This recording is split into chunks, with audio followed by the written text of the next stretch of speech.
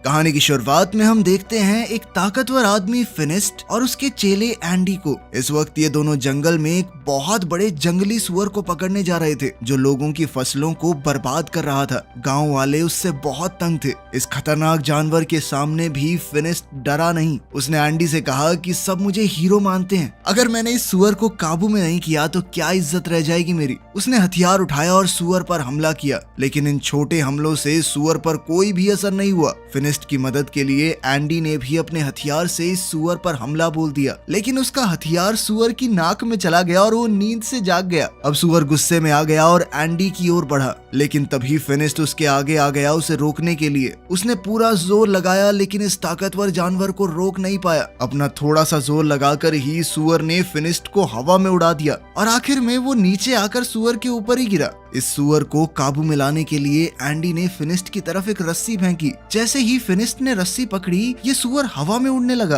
फिनिस्ट ने रस्सी को इस सुअर के दोनों पंखों और उसके सींग में बांध दिया, जिससे वो सुअर फिनिस्ट के काबू में आ गया और फिनिस्ट उसे अपने हिसाब से उड़ाने लगा। जल्द ही वो उसे उड़ाते हुए गांव में ले गया। जब गांव वालों ने देखा कि इतने बड़े जानवर को भी फिनिस्ट अपने इशारों पे नचा रहा है, तो सब लोग उसके नाम की जय जयकार करने लगे। इन्हीं लोगों के बीच बाबा यागा नाम की एक जादूगरनी भी है। उसने फिनिस्ट से कहा कि अगर तुम इतने ही ताकतवर हो तो साबित करके दिखाओ। उसके घर के आगे एक बड़ा पत्थर पानी को रोक रहा है, तो उसने फिनिस्ट को पत्थर वहां से हटाने की चुनौती दी। फिनिस्ट ने कहा कि मैं बहुत बड़ी बड़ी मुसीबतों का सामना कर चुका हूँ और जादूगरनी ने उसे ये छोटा सा चैलेंज दिया है। वो अपनी बहादुरी के किस्से सुनाने लगा। याका ने कहा कि जब तक मैं अपनी आंखों से नहीं देखती मैं नहीं मानने वाली। ये सुनकर अब सब लोग हंस पड़े। फिनिस्ट गुस्से में अपने घर चला गया। उसे याका पर बहुत गुस्सा आ रहा था, क्योंकि अब उसकी बहादुरी की तारीफ करने की बजाय लोग उसका मजाक उड़ा रहे हैं। अब वो अपनी ताकत को सबके सामने साबित करना चाहता था, जिससे लोग फिर से उसकी वाहवाही करने लगे। एंडी ने सलाह दी कि ऐसा करने का एक रास्ता है। सामने जो टावर है ना, ऐसा माना जाता है कि वहाँ एक राक्षस ने एक बेहद खूबसूरत लड़की को कैद कर रखा है और वो लड़की एक राजकुमारी है।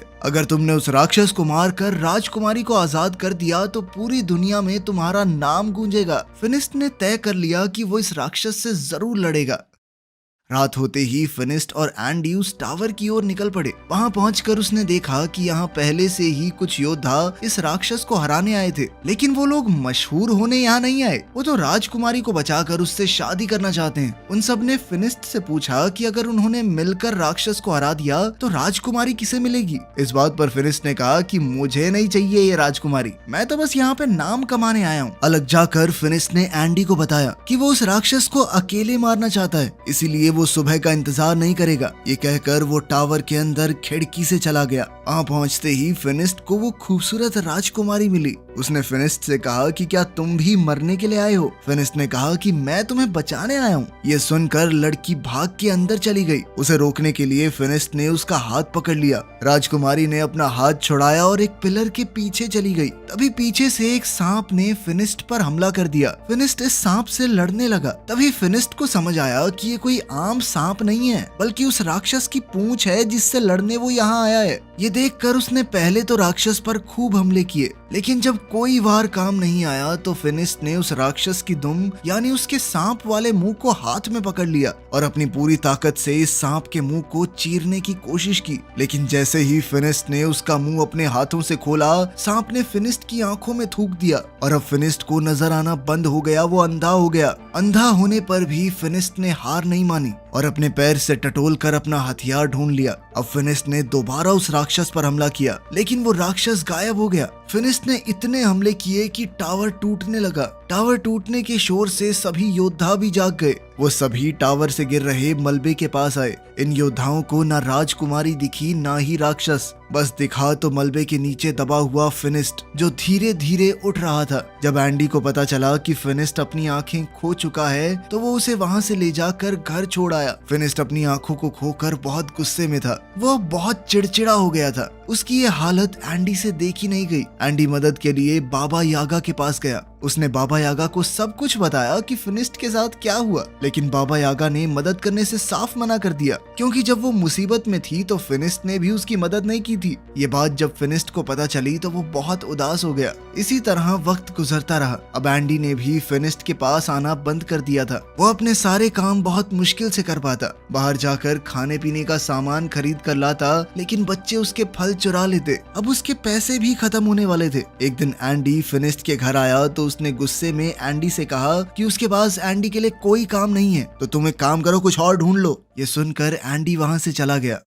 बीतते समय के साथ फिनिस्ट के सारे पैसे खत्म हो गए। अब वो दिन आ गया कि फिनिस्ट बाजार के सड़े गले फल खाने लगा। ऐसे ही एक दिन जब उसे सड़ा गला फल भी नहीं मिला तो वो अपनी टोकरी लेकर बाजार में बैठा रहा। बाबा यागा वहां से गुजर ही रही थी कि तभी उसने फिनिस्ट को देखा, तो उसने अपनी टोकरी से कुछ खाने का सामान फिनिस्ट की टोकरी में डाल दिया। इससे पहले ये दोनों कुछ बात करते गाँव पर कुछ लुटेरों ने हमला कर दिया। ये लुटेरे गाँव के लोगों को मारने लगे। फिनिस्ट देख तो नहीं सकता, लेकिन उसे अच्छे से सुनाई दे रहा था कि कैसे लोग मर रहे हैं, तड़प रहे हैं। जैसे ही लुटेरे उसके पास आए, उसने आवाज सुनकर वापस उन पर हमला किया। कुछ देख ना पाने के बावजूद भी सिर्फ आवाज के सहारे वो 2-3 डाकुओं से एक साथ लड़ रहा था। एक दूसरे डाकू ने फिनिस्ट पर रस्सी फेंकी, लेकिन फिनिस्ट ने ये रस्सी पकड़कर डाकू को घोड़े से नीचे गिरा दिया और फिर उसे अपनी तरफ खींचकर उसकी खूब धुलाई की। लेकिन कुछ डाकुओं ने पीछे से उस पर हमला किया और वो वहीं बेहोश हो गया। जब उसे होश आया तो वो एक शिप में था।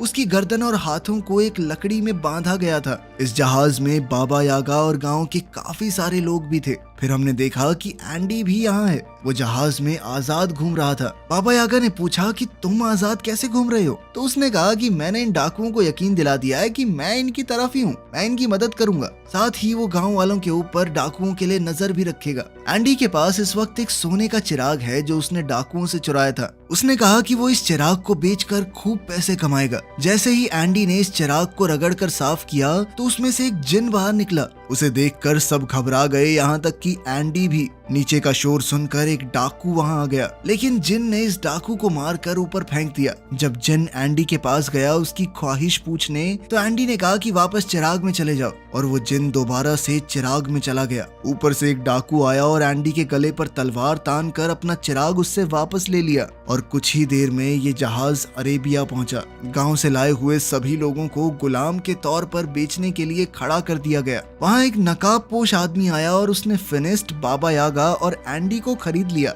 वो उन्हें अपने महल में ले गया। वहाँ पहुँचते ही सभी लोग इतना बड़ा महल देखकर हैरान रह गए। इस महल में रोबोट काम कर रहे थे, हालांकि ये बहुत ही पुराना जमाना है। तभी उस आदमी ने अपने चेहरे से नकाब हटाया। उसने कहा कि हैरान मत हो, मैं एक साइंटिस्ट हूँ और ये सभी रोबोट उसी ने बनाए थे। इस आदमी ने बताया कि उसने और भी बहुत सी मशीनें बनाई हैं जिससे इंसानों का काम आसान हो सके।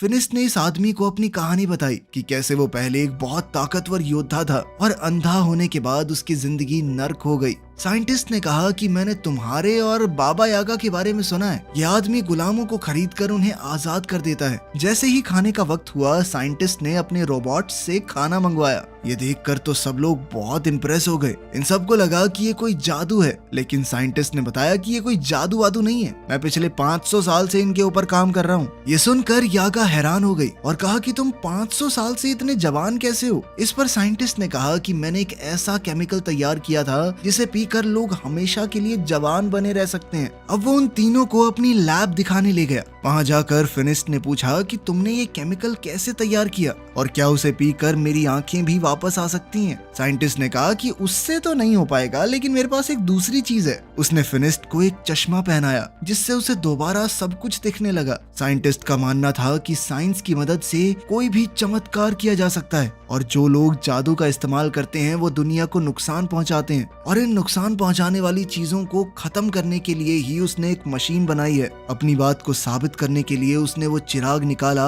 जो उसने लुटेरों से खरीदा है। यागा ने कहा कि ये खतरनाक हो सकता है, लेकिन साइंटिस्ट रुका नहीं। उसने चिराग को घिसा और उसमें से जिन निकला। उसने अपनी मशीन चला दी जिसने जिन को अपने अंदर खींच लिया, जिसके बाद उसने कहा कि देखा, मेरे आविष्कार ने जीनी को खत्म कर दिया। उसी रात साइंटिस्ट को पता चला कि पास की एक पहाड़ी पर एक राक्षस है जो आम आदमियों को नुकसान पहुंचा रहा है। साइंटिस्ट ने कहा कि उसे तो पकड़ना ही होगा। जब ये बात फिनिस्ट को पता चली कि इस राक्षस का शेर जैसा मुंह है और सांप जैसी दुम, तो फिनिस्ट तुरंत समझ गया कि ये तो वही राक्षस है जिसने उसे अंधा किया था। फिनिस्ट ने साइंटिस्ट से कहा कि मैं भी साथ चलूंगा, मुझे उस राक्षस से बदला लेना है। लेकिन साइंटिस्ट उसकी जान को खतरे में नहीं डालना चाहता। इस पर फिनिस्ट ने कहा कि आपने मेरी मदद की है, इसलिए मैं भी आपकी मदद करूंगा। इसके बाद साइंटिस्ट ने फिनिस्ट को एक गैजेट दिया जिसे अगर राक्षस के पास रखा जाए तो वो खुद ही उसमें कैद हो जाएगा। रात को बाबा यागा इस साइंटिस्ट की लैब में घुस गई। वो यहाँ से उस केमिकल को पीना चाहती थी ताकि वो भी हमेशा जवान रहे,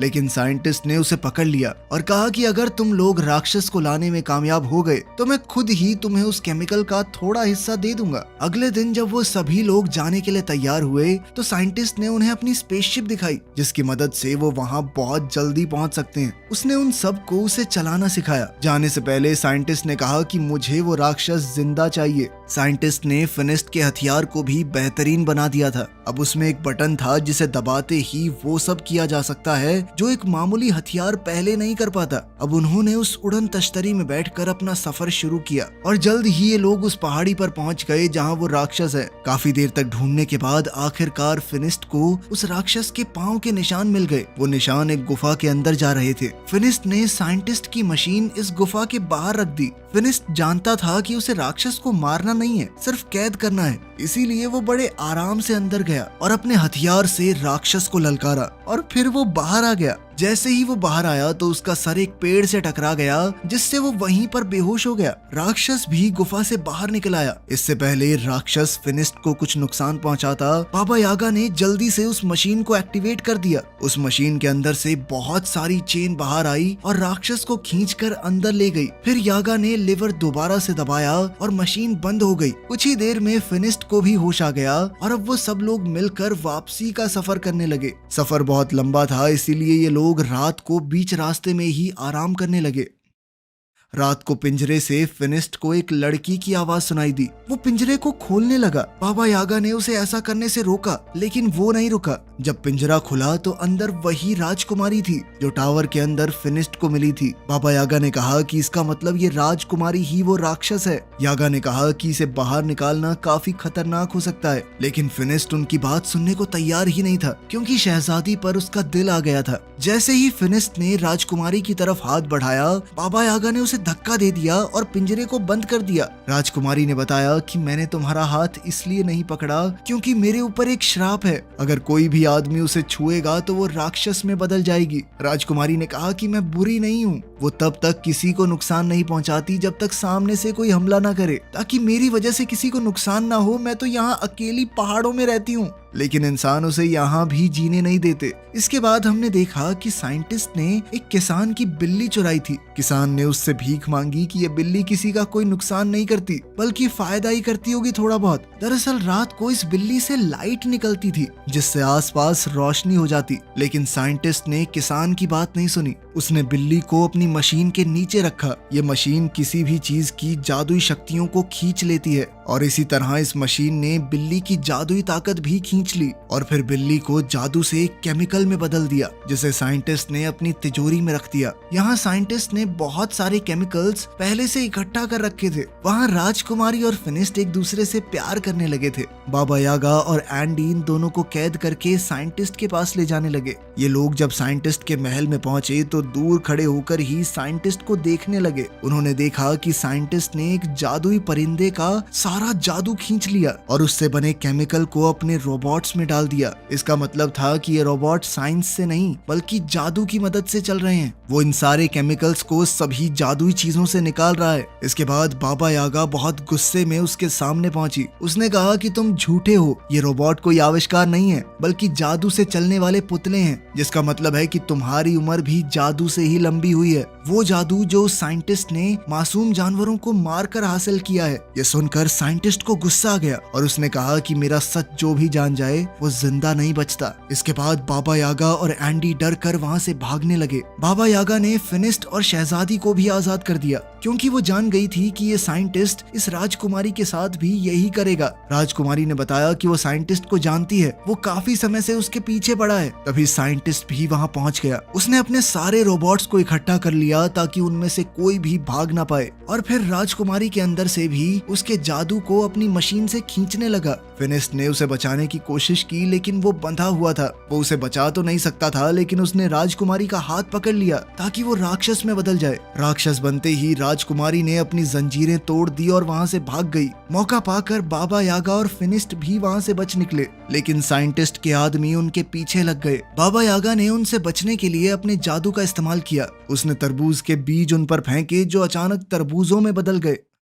साइंटिस्ट ने भी अपना बड़ा रोबोट निकाला। वो किसी भी हाल में फिनिस्ट और बाबा यागा को नहीं छोड़ सकता क्योंकि वो उसकी सच्चाई जानते हैं। एंडी ने साइंटिस्ट को समझाया कि हमारे पास जितना जादुई केमिकल है बहुत है, लेकिन साइंटिस्ट नहीं माना। वो बड़ा टर्टल रोबोट जब बाहर निकला तो पूरा महल टूट गया। साइंटिस्ट अब इस रोबोट के अंदर बैठकर एंडी के साथ फिनिस्ट और यागा का पीछा कर रहा था। अब वो इन दोनों पर तोप के गोले बरसाने लगा। फिनिस्ट ने यागा से कहा कि तुम इसका ध्यान भटकाओ और मैं इसके ऊपर चढ़कर इसे उल्टा करने की कोशिश करता हूँ, क्योंकि एक बार अगर ये बड़ा सा टर्टल उल्टा हो गया तो सीधा नहीं हो पाएगा। जैसे ही वो रोबोट यागा के सामने आया, उसमें लगी मशीन यागा के अंदर के जादू को खींचने लगी, जिस वजह से यागा बिल्कुल बूढ़ी लगने लगी। ये देखकर फिनिस्ट को बहुत तरस आया, लेकिन जब तक वो साइंटिस्ट का ध्यान भटका रही थी, फिनिस्ट टर्टल के ऊपर चढ़ गया। जब साइंटिस्ट ने ये देखा तो उसने टर्टल के हाथ फैला दिए ताकि वो फिनिस्ट को नीचे फेंक सके। फिनिस्ट तो नहीं गिरा लेकिन उसका चश्मा गिर गया।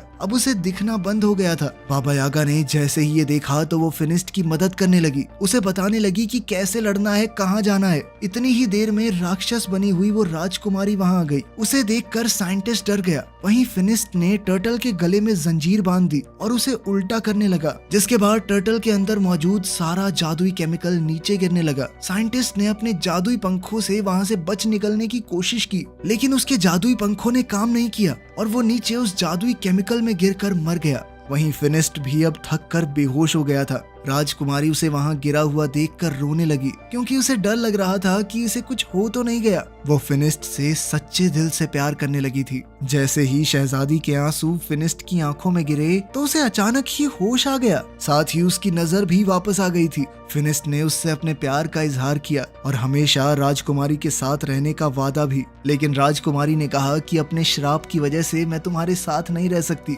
फिनिस्ट उदास हो गया और अपने बाकी साथियों के साथ गांव वापस आ गया, लेकिन अभी भी वो राजकुमारी की याद में खोया हुआ था। जब बाबा यागा दोबारा जवान होने का रास्ता ढूंढ रही थी तो उसे राजकुमारी के श्राप को तोड़ने का तरीका भी मिल गया। वो खुशी से फिनिस्ट के पास गई और ये खुशखबरी उसे दी। उसने बताया कि ये श्राप शहजादी को जानबूझकर दिया गया है, इसमें उसकी कोई गलती थोड़ी है और अब उनका अगला काम राजकुमारी के श्राप को काटना ही होगा। लेकिन वो शायद इस मूवी के अगले पार्ट में दिखाया जाएगा, जो कि अभी आया नहीं है। वीडियो पसंद आई तो लाइक कर देना, चैनल को सब्सक्राइब कर देना और 1 मिलियन जल्दी से करवा दो प्लीज। अब रुका नहीं जा रहा भाई।